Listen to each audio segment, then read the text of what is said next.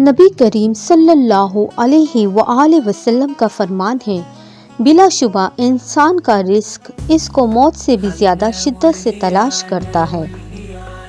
رسول اللہ صلی اللہ علیہ وآلہ وسلم نے ارشاد فرمایا، اللہ تعالیٰ فرماتا ہے، اے ابن آدم تو خرچ کرتا جا، میں تجھ کو دیے جاؤں گا۔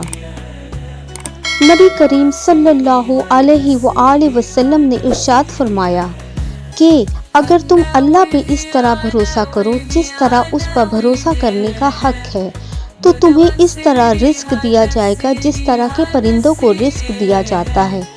وہ صبح خالی پیٹ نکلتے ہیں اور شام کو پیٹ بھر کر واپس لوٹتے ہیں۔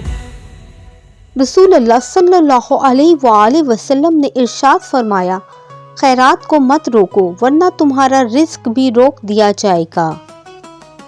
حضور اکرم صلی اللہ علیہ وآلہ وسلم گھر تشریف لائے تو روٹی کا ایک ٹکڑا گرا ہوا دیکھا۔ آپ صلی اللہ علیہ وآلہ وسلم نے اسے اٹھا کر صاف کیا اور کھا لیا اور فرمایا، اے عائشہ رضی اللہ عنہا، عزت دار چیز کی عزت کرو۔ جب اللہ کسی قوم کا رزق چھین لیتا ہے تو واپس نہیں کرتا۔